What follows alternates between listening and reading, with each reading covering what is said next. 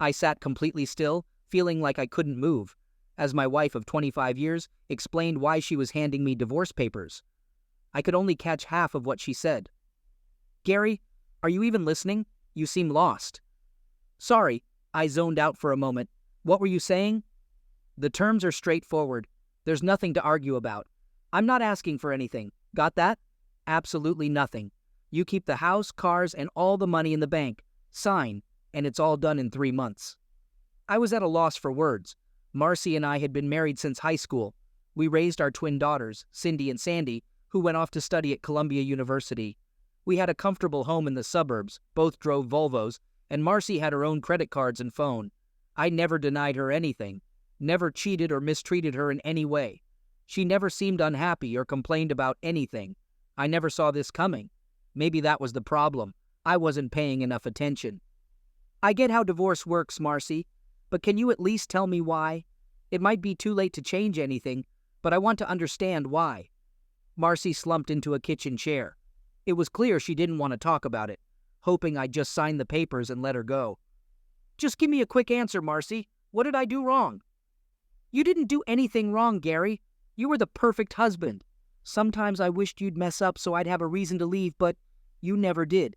You did a great job raising the kids and getting them through college. You always gave me everything I asked for, even when I was being difficult. You got us a lovely house. My folks really like you. Don't ever think you did anything wrong, because you didn't."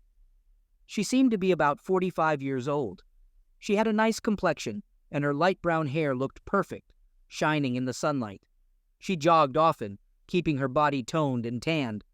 During the week, she dressed casually, but she could look glamorous when she wanted to. Marcy thought she was just as perfect as I was, or at least that's what she claimed. I couldn't figure out what was really going on. "I'm sorry, but this doesn't make sense. There must be a reason. You can't just say it's okay and leave it at that. There has to be something behind it, Gary." "I'm trying to handle this in a way that won't hurt your feelings or make me look bad. Let's just leave it at that." "No, Gary, I found someone else. He's a real estate developer with a gorgeous apartment overlooking the river and a stunning black Mercedes. He's good-looking, wealthy, and totally in love with me. You've always been, and still are, a clerk at the grocery store. I'm not putting down your job because you've always provided for us and made enough to keep the family comfortable, but you'll always be a clerk. I wanted more than that. I never thought you'd change for me. You were content with what you were doing, and I didn't see you striving for more. It hurt. Even though I was the manager of the grocery department, she still saw me as just a clerk. When I had the chance to advance my career and move away, I turned it down to keep our family together. And look at how that turned out. It was painful, but I didn't think it was worth mentioning. Does this rich, handsome guy have a name? Clayton Manning. He's the president of Keystone Development Company." "How long have you known him?" 6 months. "Did you sleep with him?" Marcy sat up straight in her chair. Her eyes darted around the room. Then she looked me in the eye. "Yes, I was trying to avoid the subject. But since you insist, yes. We were still married." "Yes, I was still married. I cheated on you. I was unfaithful. Are you satisfied now?" I sat there for a moment, then reached for the divorce papers, signed them in 3 places, initialed 2, and handed them to her across the table. "I think he's better suited for you. Sorry to disappoint." I got up, and as I left the room, Marcy yelled, "No, that's not the reason. He wasn't better than you, just different. Don't you dare believe that, Gary. Don't you dare." By then, I was out the door. I was so focused on my work and hobbies that I didn't even notice Marcy gradually moving her things out of the house. By the time she handed me the papers, she had already moved most of her clothes and personal belongings to Clayton's apartment. She thoughtfully left behind all the wedding and family photos so I could enjoy them while she was gone. When I returned home, she was nowhere to be found. Her Volvo was still in the driveway, and I figured she wouldn't need it anymore. On the kitchen table, she left a power of attorney to sell the house and car. I spent the rest of the night getting rid of the beer in the refrigerator. By then, I realized the deed was done. There was no turning back, and I didn't want to anyway. Marcy was gone, and would be gone the next morning. I called work and took 3 months of overdue vacation. They had been nagging me to take time off, so there was no problem. I had plenty of vacation and sick leave. I quickly called the girls at school and briefly explained that we were splitting up, but refused to give them any more details. They wanted to call Marcy, but I didn't have her new phone number. I had 3 months to get myself together and figure out what I was going to do. I disconnected my landline, changed my cell phone number, and canceled the one Marcy had. The Volvo dealer gave me the low book value of Marcy's car. I had a high school friend, Terry, who is now a real estate broker. He agreed to sell the house without listing it at a low price and with a quick settlement. To be safe, I canceled all my credit cards and opened new bank accounts. I cashed in my life insurance policies. It was time to get things in order. I went through the house and gathered everything that might belong to my wife. There was enough stuff to fill 3 trash bags. I packed the girls' personal belongings into boxes and put them in the closet next to the house. I spent 3 hours sorting through family photos. I put all the girls' pictures in a box for them. All of Marcy's pictures went in the trash can. It might have been foolish, but I didn't care. The main issue I faced was a lack of direction. I had no idea what I would do after 3 months. Would I stay here or leave? Would I keep working or find something new? I had 2 hobbies. I mostly collected coins, especially those with an Indian head on them. They were easy to collect and readily available. I bought and sold them on eBay and enjoyed it. My other passion was geocaching. It gave me an excuse to get outside and get some exercise. Marcy hated this activity because of ticks, poison ivy, and having to walk. I didn't see how I could make a living doing any of these activities. When I wasn't busy with my hobbies, I spent time with the Wall Street Journal. Cindy and Sandy gave me a subscription every year for Christmas. I wasn't interested in stocks and bonds, but I read everything about farm commodities. I knew more about sugar, wheat, and corn than most market analysts. Of course, it was just a hobby. I didn't have any money invested in it. I researched all available information about Keystone Development and Clayton Manning. Terry Davis managed to dig up more info about Clayton and his latest project than I ever could. He dug into some details with a buddy of his at a local bank. I couldn't wait to see what he found out. It had been weeks, and during all that time, there was no sign of Marcy. The girls called every week, but I hadn't heard from their mom either. I felt like they were on my side, but Marcy was still their mom, so I'm sure they had to show some support. I had a few yard sales and got rid of a bunch of stuff. I left enough furniture in the house so it still looked good for potential buyers. Marcy and Clayton's picture popped up in the society section of the Sunday paper. They were at some political rally, sipping wine with local big shots. A couple more weeks went by. Terry made me a lowball offer on the house. It was way less than the appraisal, but they wanted to close the deal in 60 days, which suited me just fine. He had some interesting dirt on Clayton and wanted to chat about it. We set up a lunch meeting. I figured I needed to get out of the house for a bit. I could use a breather. Hayes Mountain was one of the prime spots around here for hiking and geocaching. Unfortunately, I'd already found all the geocaches there, but there were 3 landmarks up on the mountain. Landmarks are these points scattered all over the country that surveyors and real estate folks use to figure out property lines. They're usually metal rods stuck in concrete. Finding landmarks is like a bonus game for hardcore geocachers. Today, I decided I was going to track down all 3 landmarks on the mountain. And besides my GPS, I'd have to bring along a metal detector. Spotting a piece of rebar in the woods isn't exactly a walk in the park, so I could use all the help I could get. The GPS would guide me close enough to the spot. Hayes Mountain was a big chunk of land, almost 2,000 acres, and most of it belonged to the Madison Land Trust. They were always trying to expand it, but with subdivisions and industrial parks gobbling up the open space, they relied on donations to keep going. Next to the Trust's parking area, there was this orchard and farmhouse up for sale, with a big sign out front. Once I parked, I strolled over to the fence by the orchard, just to take a peek. It felt kind of sad to think this beautiful place might soon be plowed under for development. "Are you thinking of buying it or just admiring the view?" came a voice from behind. I turned to see an old man approaching, wearing overalls and a John Deere cap. I chuckled. "If I had $1 million, I'd snatch it up in a heartbeat," I replied. He grinned back. "You reckon you'll have any trouble selling it?" he asked. "Well, I've got some folks interested, but I'm holding out as long as I can," he replied. "Why's that?" I asked. I was hoping the land trusts would scoop it up, but they're short on cash. They want to keep the fruit trees as is, but the developers want to bulldoze everything. I think it'd be a real asset to the area, I said.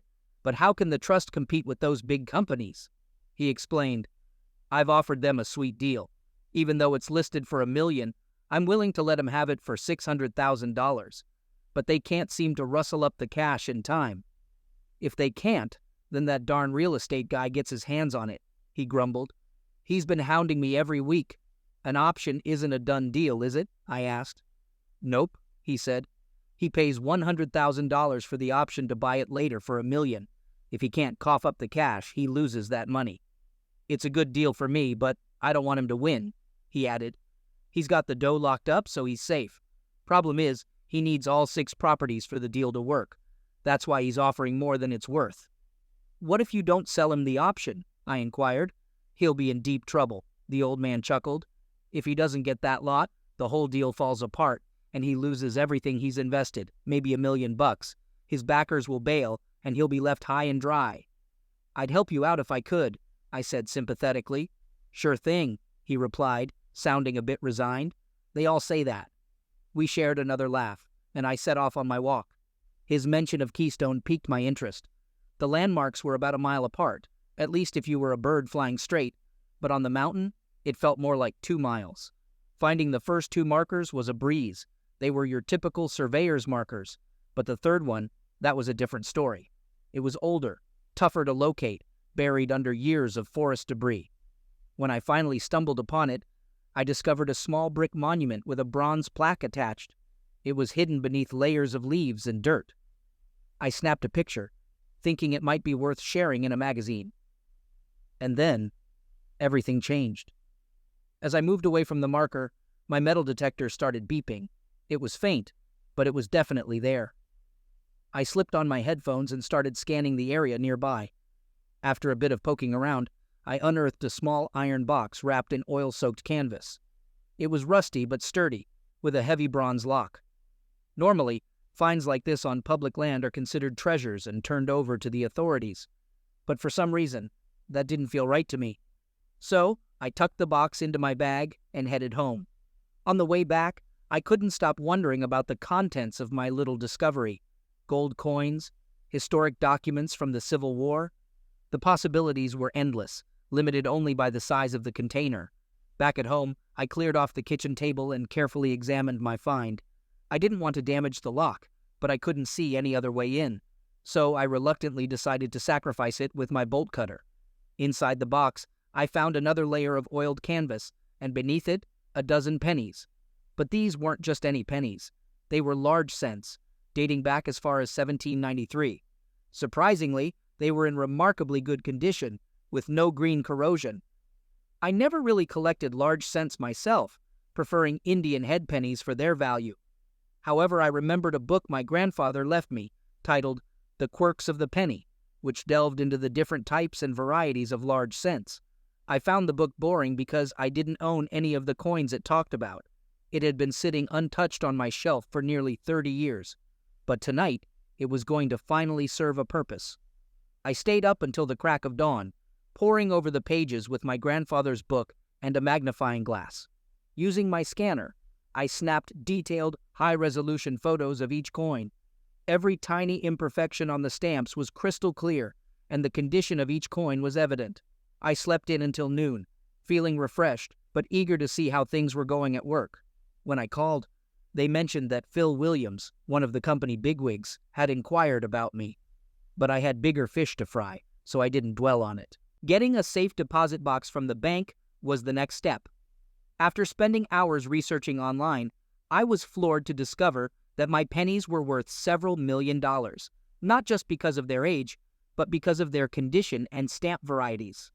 It made me realize why criminals went to such lengths to launder money. Turning my coins into cash wouldn't be a walk in the park. Over breakfast at IHOP, I spotted another picture in the paper of Marcy and Clayton at an art gallery opening. That's when the next move clicked in my mind. Once the safe arrived, I reached out to John Smurd and asked him to hold off on any decisions about the land for a few days. He seemed content with the request. Then, I swung by the Land Trust office to inquire about making a donation. They were thrilled to assist me. With the final divorce just 4 weeks away, I felt a sense of urgency. The rest of the day was spent researching coin dealers and auction houses, looking for any signs of trouble. Eventually, I settled on Towers and Burns in New York City. They seemed capable of handling controversial sales discreetly. I scheduled an appointment with them for Monday afternoon. To round out the day, I called the girls and arranged to have lunch together on Monday morning, keeping the morning free. When I arrived at Towers and Burns, I was struck by the modern, elegant showroom. After giving my name, I was escorted to a less glamorous part of the building. "Welcome to New York, Mr. Simmons. I hear you've got some intriguing coins to show us. Is this your first time visiting the city?" I took a seat in the chair opposite James Towers. His face was familiar from the ads, but he seemed a bit older now. "Thanks. My daughters go to Columbia University, so I've been here before, but never on business." "I'm not doubting your knowledge of coins, but do you have someone on your team who's an expert in early copper coins? It might be helpful to have them here." "I'm not too touchy about it, and I think that's a great idea." He leaned over to the intercom on his desk. "Murray, can you have Cookson come into my office?" Maurice Cookson, who had authored several guides on large cents and half cents, soon entered. He looked older than his photos, but then again, who doesn't mind looking younger? "I have 12 special coins I'm looking to sell. Today, I hope to sell 4 and keep the 5th for your consideration. The others, I'll hold on to for now. If today goes well, I'll offer those to you as well. I know it sounds incredible, but I believe 6 of them will fall under conditional census status. Mr. Cookson can confirm if I'm right or not. Since coins like these don't come up for sale often, I thought you might be interested." "Where did these coins come from?" James asked. "They were passed down to me by my grandfather when he passed away." "Not to cast doubt, Mr. Simmons, but the story is a bit hard to believe. Can you show us what you've got?" I laid out 4 photos on the table, each displaying both sides of one of the coins I was offering today. They were enlarged about 5 times their actual size and crystal clear. James and Maurice examined each photo carefully for several minutes. "So, what's your asking price for these 4? James inquired. "A quick glance at recent auctions suggests I could fetch about $1.3 million for them. I initially thought $1 million, but your figure isn't out of the realm of possibility." "Maurice really knows his stuff when it comes to pennies," James remarked. "I'm willing to offer $800,000 for the lot, but under one condition." "What kind of condition are we talking about?" I asked.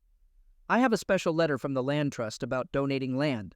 I'd like you to take a look at it, along with an advertisement for John Smurd's orchard," I said, handing them over. "I'd like you to buy this plot of land and donate it to the Madison Land Trust. The price is $600,000. You'll score a hefty tax deduction and earn some serious karma points." "Give us a sec, please," James said, motioning to Maurice. They huddled at the far end of the room, deep in conversation. After a few minutes, Maurice stepped out, and James returned to the table. "Got any coins on you?" he asked. "Yep, and I've got a 5th one I'd like to keep in the mix," I replied. Mr. Cookson reappeared with a purple Crown Royal bag. "We're willing to honor your terms on the land deal, and hope you'll do the same on the coin deal," he said, dumping the bag's contents onto the table. It was a treasure trove of nearly 100 coins, mostly gold with some silver mixed in. "The retail value of this collection is around $300,000, James explained. "For various reasons, we've had trouble selling them, but you shouldn't have any issues. You've sold coins on eBay before, right?" I nodded. "Your grandfather's coins should fly off the shelves and we'll both come out ahead," James said with a wink. After some thought, I agreed. I handed over the 4 pennies to Mr. Towers, and we sealed the deal with handshakes all around. "Now, Mr. Simmons, tell us about this 5th coin," James prompted. I held up the photo and described it as the top-rated 1793 strawberry coin I'd ever seen. "I've rated it an 8, but I'm no expert," I added. Both James and Maurice leaned in, eager to see the photo. Maurice had a big grin, and James had a twinkle in his eye. "How much?" James asked. "Best offer, as long as you can figure out how to pay me," I replied. "Would you like some coffee, Mr. Simmons?" Letitia, an absolutely stunning woman, asked as she entered the room. "Sure, black's fine," I replied. They left the room, and about 30 minutes later, James returned with Letitia. "Hello, I'm Letitia Rothberg. Do you have a passport, Mr. Simmons?" she asked in a deep yet feminine voice. "Yes, I do," I replied. "Good. We'll head to JFK shortly to set up a new offshore bank account for you. "Do you have anything for Mr. Towers?" she continued. I handed over the 1793 strawberry, and James practically lit up with excitement. Thank you, he exclaimed as he left the room. We never settled on a price, but Towers was keen on those 7 coins. Mr. Towers agreed to hang on to the small bag of coins until I got back, and before I knew it, Letitia and I were seated on a plane bound for the Cayman Islands. She didn't say much during the flight. When we landed, photographers were clamoring to snap her picture. She seemed both irritated and amused by the attention. I was clueless as to why she was such a celebrity. It was my first time flying first class, and it was over in a flash. A bright yellow mini SUV awaited us at the terminal. Letitia wasted no time hopping into the driver's seat, flashing her tan legs in the process. I couldn't help stealing glances, feeling a bit flustered. She seemed to find my discomfort amusing. 20 minutes later, we arrived at a mid-sized condo building. Letitia owned the entire building, but used the top floor as her personal space. "Care for anything, Mr. Simmons?" she asked as she left the room. Watching her leave was just as captivating as seeing her foot in the terminal. I'm not one to gush over women, but Letitia Rothberg was captivating. We stepped onto a small balcony overlooking the ocean. It was stunning, but the wind was a bit much for my liking. She was probably trying to impress me with the luxurious surroundings, but my mind was more on the new bank account. "You're not much of a talker, Mr. Simmons. Don't you have any questions?" she asked. "It strikes me as odd that someone of your stature would drink beer from a bottle," I remarked. "I'd imagine you sipping champagne or martinis instead." "I usually think it's best to wait, but I suppose you could tell me why we had to come here to open a bank account," I added. "It's a simple, secure place to stash your cash. I think it'll serve you well," she replied. "You've got 7 more coins after all." "That still seems like overkill," I admitted. To my relief, we headed back indoors, away from the wind. "Can you handle this?" Letitia suddenly asked, catching me off guard. "I brought you here to be my salve for a few days." Her unexpected comment brought a smile to my face. I knew she was joking, but it was a humorous moment nonetheless. She had a great sense of humor, looked stunning, and had a fortune to boot. What more could a guy ask for? If only I were a decade younger. "Teasing an old man won't do any good," I joked, and we both chuckled at the situation.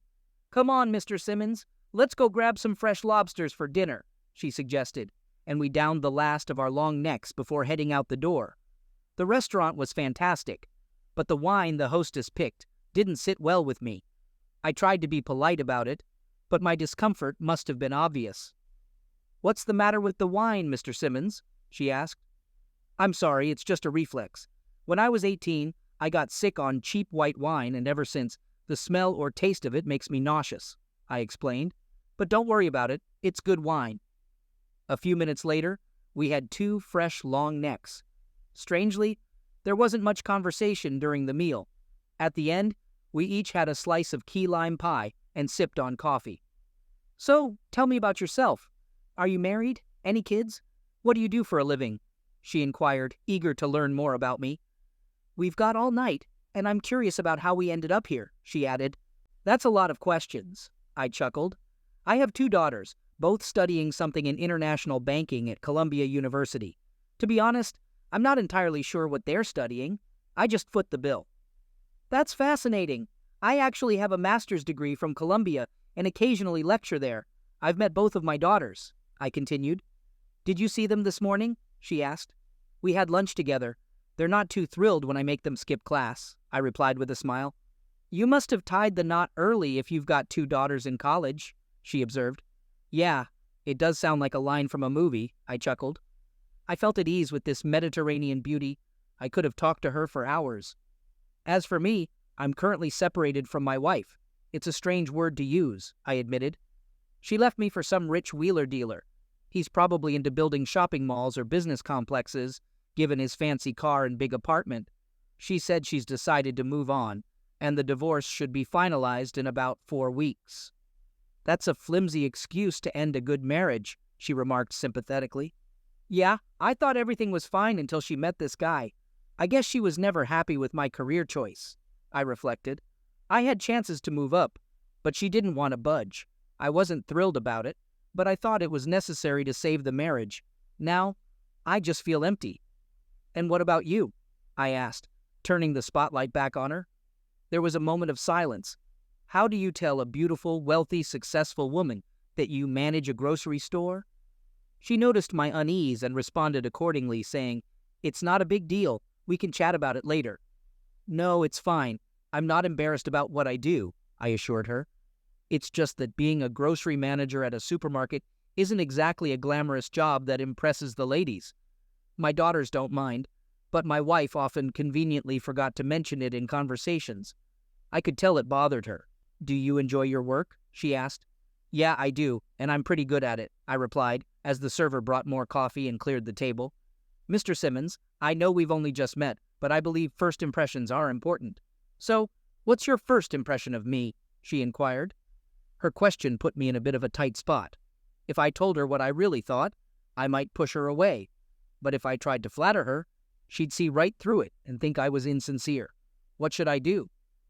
"In short, I see you as beautiful, intelligent, educated, and self-assured," I said, noticing a slight smirk on her face as she tilted her head down and looked up at me. "I was hoping for honesty," she admitted. "I'm sorry, but we were having such a nice evening. I didn't want to spoil it," I apologized. "Do you really have such a low opinion of me?" she questioned, her tone turning serious. "Maybe that's why your wife left you for another man? If you hadn't always tried to please her, your marriage would have been stronger." Her words stung, but I had to admit there was some truth to them. You use your beauty and charm to get what you want. You're accustomed to getting your way, and I sense a bit of a spoiled attitude. You toy with men but fear commitment. Yet you seem savvy with money, knowing how to spend and invest wisely. If you weren't so focused on proving yourself equal to any man, you might actually make a good mother, I said, feeling uneasy, but also a bit irritated by her earlier remark about my marriage. For a moment, we just sat there, silently staring at each other. "Do you really think I'd be a good mother?" she asked, her tone softening. Suddenly the tension eased and the mood lightened as we drove back to the condo. My night as Letitia Rothberg's supposed bed slave turned out to be rather dull. It's hard to get intimate when you're in separate bedrooms, but that was fine by me because I wasn't expecting anything anyway. The next morning, I woke up to find a breakfast spread of fruit, pastries, and hot coffee waiting for me, along with a copy of the Wall Street Journal. The wind had died down, and I enjoyed a relaxing moment on the balcony overlooking the Caribbean.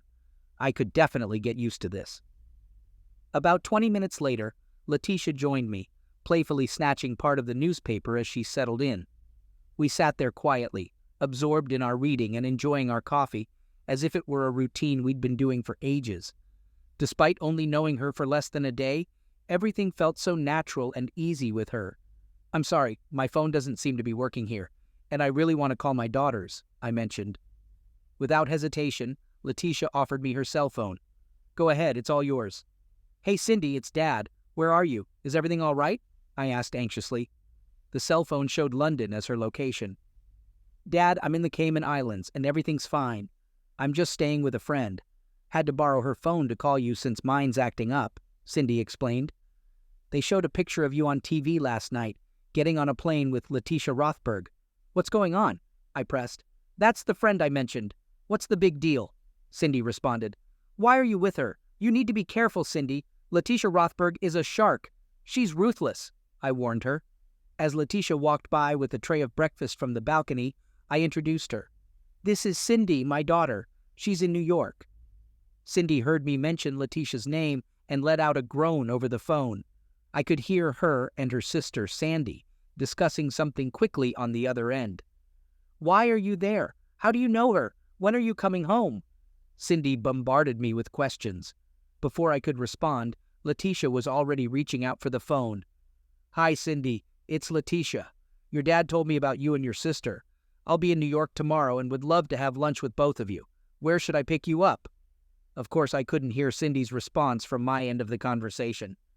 "All right, Cindy. Talk to you later. Bye," Letitia said, handing me back my cell phone. "Your daughter said goodbye. Looks like we're having lunch tomorrow. I'll be on my best behavior, even if they think I'm a shark," she chuckled, heading to her room. An hour later, we found ourselves at the Federal Reserve Bank of the Cayman Islands. With Letitia's guidance, I set up my first offshore bank account. 20 minutes later, I saw that my new account had been credited with $4 million from Towers and Burns. It seemed like a fair price for 215 pennies. After our meal, she arranged for a friend to take us to feed manta rays. Over dinner, I inquired about her job at Towers and Burns and discovered she actually owns 60% of the company. "So, what else can you tell me about yourself?" I prodded, feeling a bit embarrassed about my lack of knowledge regarding her. "I was born and raised in London. My dad's Syrian and my mom's Turkish. I hold an MBA from Columbia University. Relationship-wise, I've been engaged twice but haven't been in anything serious for over 3 years. I've learned not to trust men who show interest in me. Call it cynicism, but I often feel like they have ulterior motives," she shared. "That's unfortunate," I responded, feeling a pang of sympathy. "I was hoping for a ride back to the condo." "Does that mean you don't trust me, you big jerk?" she teased. "I'm sorry if I seemed insensitive. I didn't mean to. It's just hard for me to relate," I apologized, feeling a bit sheepish. "All right, let's just relax. We have a party to attend," she changed the subject, steering the conversation towards lighter topics. Later that evening, we found ourselves at a cocktail party in a prestigious hotel. She was the center of attention, everyone treating her like royalty. I, on the other hand, tried my best to blend into the background, feeling out of place in my New York street clothes. Initially, Letitia felt obligated to stick by my side, but I encouraged her to enjoy herself and let me fade into the scenery where I felt more at ease. However, she kept checking on me throughout the night. I ended up engaging in conversation with a couple of Hispanic gentlemen, cattle ranchers from Argentina. Our discussion started with soccer and eventually veered into fishing. Despite my limited knowledge on the subjects, I tried to keep up, mostly nodding and smiling along. Then, the topic shifted to investments when Ramon Yort brought up his interest in winter wheat. I listened intently as he explained his investment plans, although I couldn't help but wonder how someone with his apparent wealth could invest in something he seemed to know so little about. My poker face slipped, revealing my confusion. "Mr. Simmons, your expression tells me you're not on board with the winter wheat investment idea," Ramon observed, catching me off guard. My attempt to remain unnoticed had failed miserably. "I apologize, Ramon. I'm not really savvy when it comes to investing, and this topic is a bit beyond my expertise," I admitted, opting for a casual first-name basis to ease my discomfort. "But I have a feeling you've got some thoughts on the matter," Ramon persisted, trapping me into sharing my opinion. Feeling cornered, I mustered a weak smile. "I think I need another drink," I deflected, buying myself some time. For the next hour, I listened as an Alabama greengrocer elaborated on the promising winter wheat crop in Alberta and Saskatchewan, countering the poor harvest in the States. His explanation was thorough, but my mind struggled to keep up with the complexities of the discussion. Just when I was running out of witty remarks, Letitia came to my rescue, whisking me away from the intense conversation. As we walked off, she questioned me about the unexpected turn of events. "What was that all about, Gary?" "We were just chatting about food, groceries," she remarked with a hint of amusement, flashing a small smile in my direction. The following morning, we flew back to New York, where a swarm of photographers awaited Letitia's arrival. A courier from Towers and Burns handed me a package containing the coins I had left behind. After bidding Letitia farewell, I made my way to the commuter train terminal, headed back to Huntsville. The divorce proceedings and the sale of the house unfolded according to plan. Phil Williams from the main office had left me multiple messages, urging me to consider relocating to the company's headquarters in New York. This time, I acquiesced. John Smurd also reached out, requesting a lunch meeting. At work, I tucked myself away in my locker, bidding my colleagues farewell as I prepared for my impending move.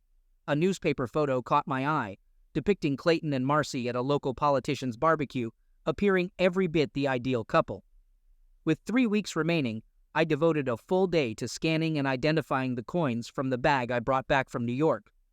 Determined to make the most of them, I decided to list them on eBay at the earliest opportunity. As long as they didn't run into any sleazy characters, everything should be fine. It took me a whole day to get those coin ads up and ready, along with all the envelopes and labels for shipping. All the cash flowed into my PayPal account, and from there, it was off to my new offshore bank. With the weekend ahead, I finally had some time to unwind. My Friday lunch with John Smurd was quite something. He seemed thrilled that Clayton got involved, but wasn't too pleased that I didn't get anything out of the deal. Trying to explain it to him would have been a real headache. Lunch went smoothly, and as he was leaving, he handed me the deeds to 5 acres of land on the outskirts of town. Seems like good deeds do get rewarded. Not long after parting ways with John, my cell phone buzzed. Cindy and Sandy were touching down in Nashville in a couple of hours, giving me plenty of time to pick them up.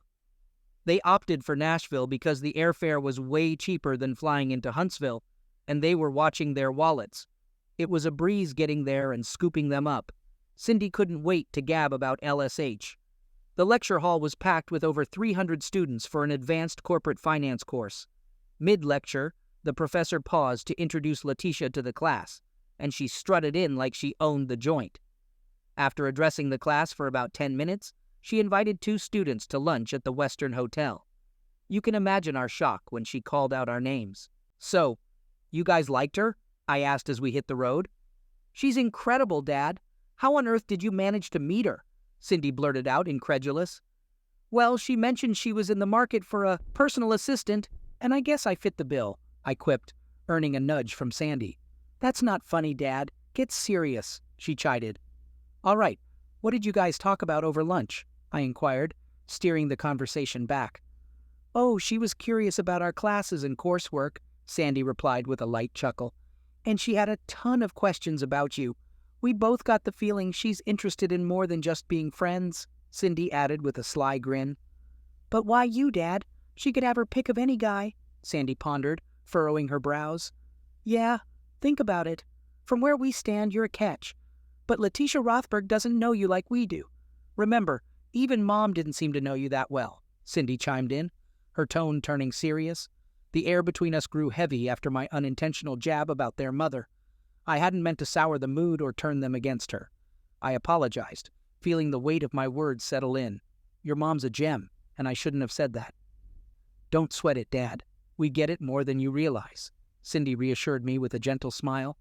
We rode in silence for a bit, until just as we crossed over into Alabama, Sandy's phone lit up with a call. "Hey, yeah, we got here about an hour back. All's good. No way. That's awesome news. I'll pass it along.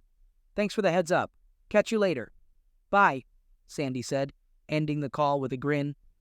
Glancing in the rearview mirror, I caught Sandy giving Cindy a thumbs up. "What's that about?" I asked, curious. Leaning over the front seat, Sandy spilled the beans. "Guess what, Daddy? Letitia's heading to Huntsville. Tuesday morning. She expects you to foot the bill for the night and serve up breakfast in bed," she exclaimed. I was flattered by the news, but also felt the pressure from Letitia, and now my daughters. It all sounded fantastic, and I hoped I was up for the challenge, not just for this one thing. The weekend with the girls went smoothly. They spent Saturday afternoon with their mom, but Clayton was a no-show. I asked them to keep mum about Letitia. We sorted through all the stuff they wanted to leave at the house, and by the time they left, everything was squared away. I made a promise. On the drive back to Nashville, they made me swear to try to get along with Letitia. When I asked what they meant, Cindy chimed in, "Just don't tick her off." Simple enough. They were jazzed about my move to town, but I still couldn't wrap my head around what Letitia wanted from an old guy who didn't even own an Armani suit. Back home, I kicked back with a beer and the Sunday paper. No snapshots of Marcy and Clayton this week, but there was a blurb about Keystone Development hitting a snag with local financing. Winter wheat futures were taking a nosedive in value, which piqued my interest. I rang up Terry Davis and invited him over. It wasn't a fancy lunch, but a couple of cold ones and a chat would do the trick. Clayton Manning had a checkered past, to say the least. He'd been on a roller coaster ride of wealth and debt, dodging creditors and pals who lent him cash. His latest project was going belly up, and folks who backed him were vanishing into thin air. I don't think beer ever tasted so sweet. Monday morning turned out better than expected. The coins I put up for auction fetched a better price than I had imagined. The appraiser pegged the coins' worth at around $300,000. They didn't seem like they'd fetch that much, but they might easily have reached over $200,000. In just a tad over 2 weeks, I'll be a free bird. If you asked me 3 months ago, I'd have thought it was a nightmare, but today, I'm eagerly anticipating it. The folks buying the house had hammered out the financing and were set to seal the deal. It struck me as funny how comfy Marcy felt with Clayton, that she didn't need any of our shared stuff. I wondered if she grasped how uncertain her future was. At 3, I had a sit-down with the buyers of the house. A fat $200,000 check went straight into my offshore account. They had no qualms about me crashing in the house for another week. Worked out for both of us. The next morning, I got a call before I even had my morning joe. An unknown caller officially informed me that Miss Rothberg would be touching down at 10:45 a.m. on Delta Flight 724. I arrived 30 minutes early, feeling a tad jittery. Some paparazzi had caught wind of her arrival and were camping outside the terminal. I tried my darndest to lay low. I parked in short-term parking, not expecting all this hoopla. Instead of waiting for me to fetch her, she opted to walk alongside me behind the car. Naturally, the photographers clocked my license plate, and the cat was out of the bag. I'm not used to all this hubbub, but Letitia seemed unfazed by it. She even apologized to me for it on our way home. I couldn't help but recall how, as she stepped off the plane, I had the urge to plant one on her. Silly old man. I felt sheepish about the emptiness of the house. Over the past few months, I'd gotten rid of everything I could. The only things left were the essentials that the new owner had agreed to take over once I split. My guests found my attempts to apologize amusing. There wasn't a crumb in the house, so we swung by Taco Bell for a quick bite, per her choice. I promised her some dreamland ribs for dinner. It was refreshing to be around a woman with a hearty appetite. Letitia, I'm glad you're here, but I'm a bit confused why, I confessed. I figured you'd be back to your usual grind. This is business, silly, she replied with a chuckle. I heard you're moving to New York next week. You'll need a place to crash, and I've got a spare room. I'm here to help you pack. A moving truck will swing by tomorrow morning to haul anything you can't fit in the car. Just no furniture, please. How'd you find out I was moving? I asked, genuinely surprised. That's just my thing, she replied casually. I pay attention to the small stuff, and the big stuff usually falls into place. Sounds like a bunch of baloney, I said, trying to sound playful. Are you in cahoots with my daughters or something? I attempted to flash an innocent grin, but let's be real. It's tough for an old guy like me to look sneaky. Her offer caught me off guard, but I couldn't come up with a single reason to turn it down. Sure thing. Let's grab some boxes and start packing, I agreed. I had imagined she'd be more comfortable in a fancy boardroom or a posh bank, but she seemed content just shooting the breeze with me. Still, I couldn't shake off the slight awkwardness due to our age difference. As we sorted through my belongings, we ended up tossing out more stuff than we kept. She had strong opinions about my closet, and she didn't budge despite my pleas for mercy. She promised to take me shopping for some decent clothes once I got settled in New York. Once we finished packing, there were more boxes than would fit in my car, but not quite enough for a moving van. I hoped she had arranged for a small truck. I set aside my laptop and a little inkjet printer to check on an eBay auction. We were just about to sit down for dinner when another surprise popped up. A delivery van pulled up in front of the house. Letitia and I watched as the driver, dressed smartly, hopped out with a clipboard. "Are you Gary Simmons?" he asked. "I've got a delivery for you. Where do you want it?" "What in the world is this?" I muttered, puzzled.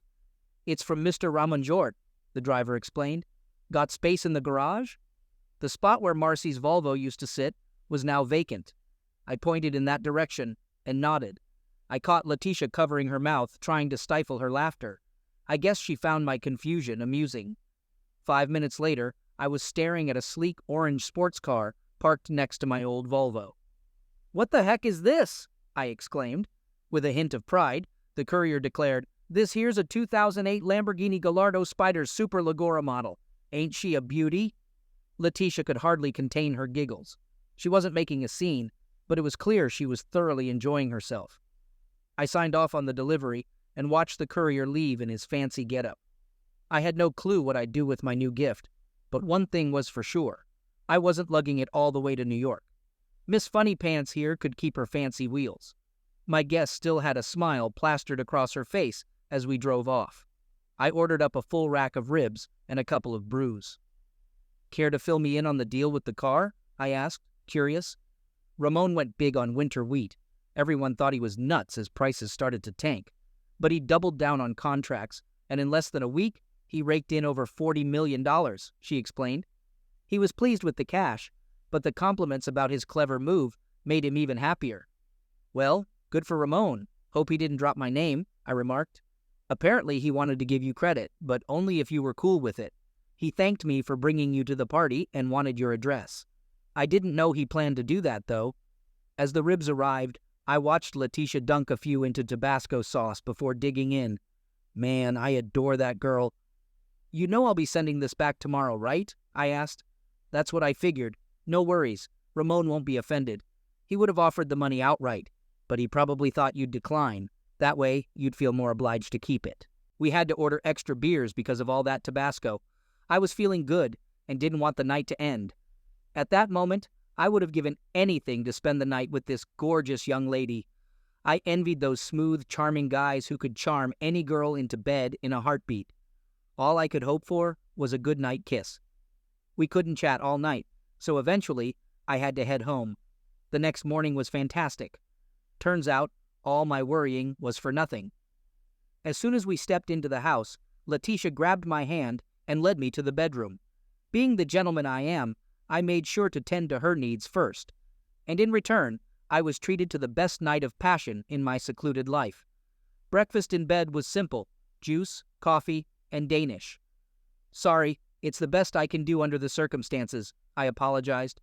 "It's perfect," she assured me, although eating off a tray in bed isn't as comfy as it sounds. After a few laughs and some adjustments, we relocated to the kitchen. "Breakfast in bed sounds fancier than it really is, Letitia," I chuckled. "Not to spoil the mood, but I'm curious why you chose me. I don't have much to offer, and you deserve someone great." "I've been burned by slick, charming lovers before. I won't fall for that again," she explained. "Ah, got it. You're into me because I'm not a player or a jerk," I replied. She found this amusing and chuckled. "Gary, I was impressed with your deal with James in New York," she said. "Oh, just sold some coins. Nothing major," I shrugged. "I found your plan to buy trust land intriguing," she continued. "Me? A philanthropist? Nah. I see myself as a cunning guy who took advantage of a unique situation to mess with his wife's lover." I smirked. She laughed at that, and I couldn't help but smile too. I was amazed at her intelligence and how well she kept it hidden. Was that a mistake on my part? "No, Gary, that was brilliant," she reassured me. Her curiosity about me was piqued, and she wanted to learn more. "You couldn't possibly have known what I was up to in New York," I protested. "True, but I found out later," she admitted. "You were checking up on me, weren't you?" I realized. I'm not naive. Admittedly, the boost to my self-esteem felt good. Unfortunately, Letitia had an early morning flight back to New York. Saying goodbye was tough. However, she left me feeling content and even entrusted me with the key to her apartment. The dealer couldn't pick up the Lamborghini until the next day, but that was fine since I had no intention of driving it. The movers arrived with a small truck to transport my belongings to New York. Terry Davis called with troubling news about Keystone Development's financial woes. Clayton had lost most of its backers almost overnight, and rumors swirled about missing funds. That evening, my almost ex-wife paid a surprise visit. "To what do I owe this unexpected pleasure?" I inquired. "I need to talk to you about some things," she replied. "I'm leaving in a few days, but I'll help you in any way I can." Noticing the absence of my old Volvo, Marcy questioned the orange car in the garage. "Sorry, Marcy. I sold the Volvo back to the dealer after you said you didn't want it. As for the orange car, it was a gift, but I plan to return it tomorrow," I explained. Marcy was surprised by this term of affection. Curious about the expensive gift, she speculated if it came from my new girlfriend. "No, it was a gesture of gratitude from a cattle rancher I helped," I clarified. As the conversation shifted, Marcy hesitated before asking about the money from the house sale. "It's all gone," I admitted. "You said you didn't want anything, so I used the money to set up my new apartment for the move." Marcy seemed puzzled, but accepted the explanation. When asked about my destination, I disclosed my upcoming move to New York for a new job and a significant raise. However, I chose not to mention my plan to live with Letitia. I wasn't planning on spilling the beans about the Cayman bank account either. "You never mentioned what happened to the apartment," she queried. "It was just leased. The lease ran out, and the owner didn't want to renew it," I clarified. "So where are you living now?" she inquired further. "We're crashing at the Holiday Inn until Clayton finds us a new place," I informed her. Ah, I get it now, I remarked, understanding Marcy's motives for wanting to move into our old house. She seemed a bit puzzled. I see, she responded, appearing unsure. It was evident she needed assistance but was hesitant to ask. As the conversation paused, I offered, "Is there anything else I can do for you?" Marcy hesitated before requesting, "Could you give me a ride to the Holiday Inn?" The ride started smoothly, but then Marcy brought up my girlfriend. "Tell me about her," she pressed. "She's not exactly a girlfriend, more like a business partner," I explained. "What kind of business?" she probed. "We're not into any business, to be honest. I'm just a clerk at the grocery store," I admitted. Marcy remained silent, gazing out the window, and muttered, "Bastard," under her breath. At that moment, I had the perfect chance to express my frustration, to let her know how much those newspaper pictures hurt me. But instead, I chose to keep silent and smiled inwardly. Seeing Marcy in distress, I felt a twinge of guilt, but it passed quickly.